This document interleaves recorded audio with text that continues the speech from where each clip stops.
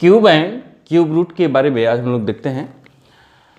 Competition में जब इस तरह का सवाल आता है तो उसको निकालने में बहुत ज़्यादा समय निकल जाता है, तो उस समय को बचाने के लिए हम लोग कुछ ट्रिकी मेथड देखेंगे। तो आइए शुरुआत करते हैं घन से। किसी भी संख्या का घन वह मान होता है जब उसी संख्या का उसी में 3 बार गुणा करते हैं। जैसे 4 का घन निकालना हो तो 4 × 4 × 4 हम ऐसे लिखेंगे, घन को क्यूब लिखते हैं और ये होता है 4 × 4 × 4 और इसका मान 4 चौका 16, 16 चौका 64। ये तो हो गया किसी भी संख्या का घन निकालना। और अगर कहीं घनमूल निकालना हो तो घनमूल निकालने के लिए कुछ प्रमुख विधियों जो पुराने हैं, जो मतलब चलते आ रहे हैं, जैसे हम लोग निकालते हैं उसको भी देखेंगे और कैसे ट्रिक लगा करके बिना उसको हल किए हम बता दें कि इसका घनमूल इतना होगा। क्योंकि कंपटीशन में जो है ना ऑब्जेक्टिव क्वेश्चन होता है, देख करके बताना होता है। आप हल करिए चाहे देख करके बता दीजिए, उसमें टिक करना होता है।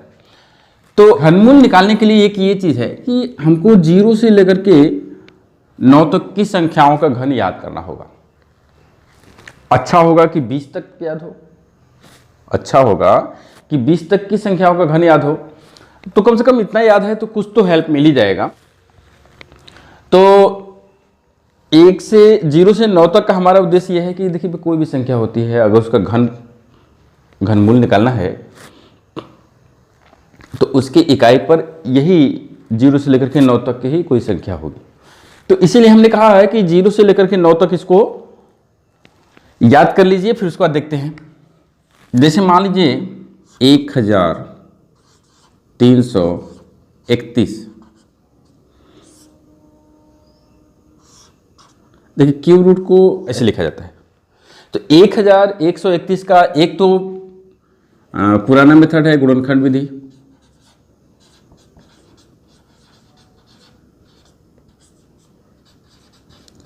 गुणनखंड फैक्टर मेथड में हम लोग क्या करते हैं ना, इसका फैक्टर करते हैं।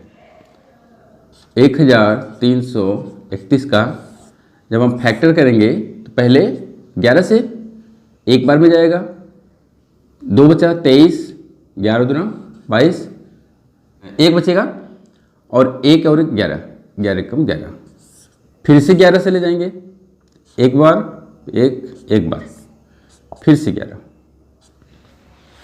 ये हो गया इसका फैक्टर।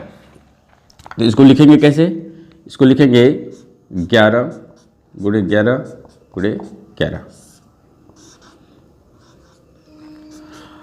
अब घनमूल जब निकालते हैं ना, तो जैसे वर्गमूल में 2 का पेयर बनाते थे, इसमें 3 का, तो यहाँ अकेला 3 बार ही है ही 11, तो इसमें से एक 11 बाहर हो जाएगा और यही जो है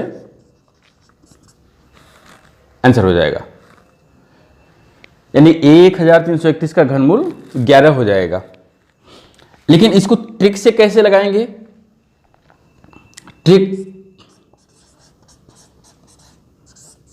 ट्रिक ये है कि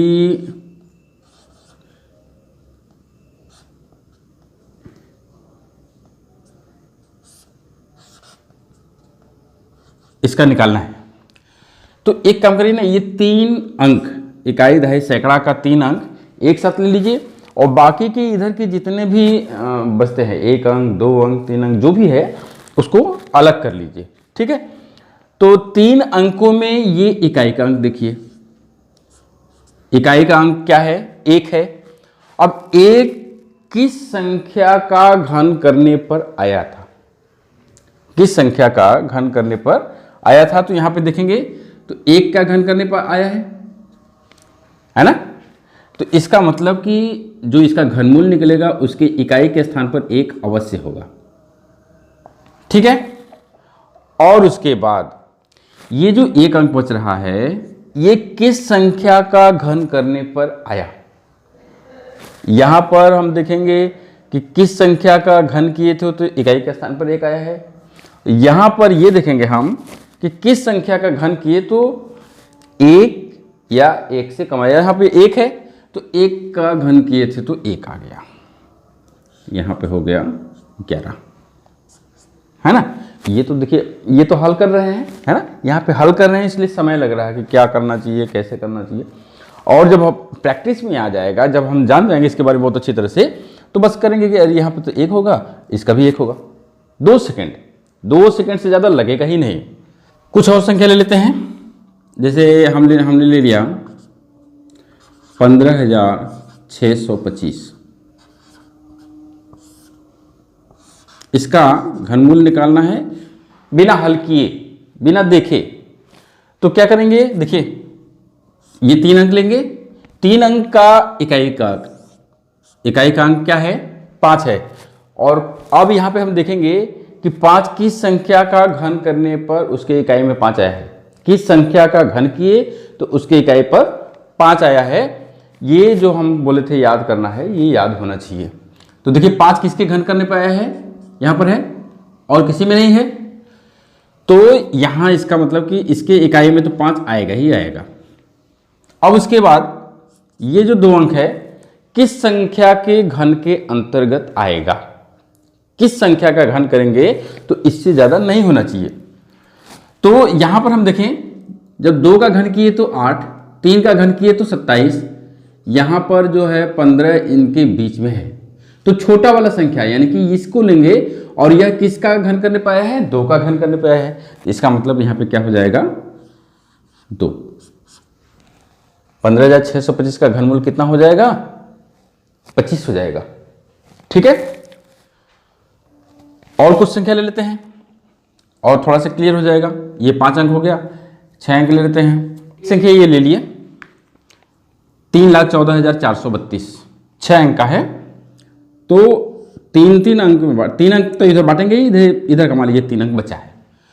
तो 3 अंक में इकाई का अंक 2 किस संख्या का घन करने पर उसके इकाई में 2 आया है, यहां पर देख लीजिए, इसके, यानी कि 8 हो जाएगा, क्योंकि 8 का घन किए थे तो 512 आया, जिसकी इकाई में 2 है।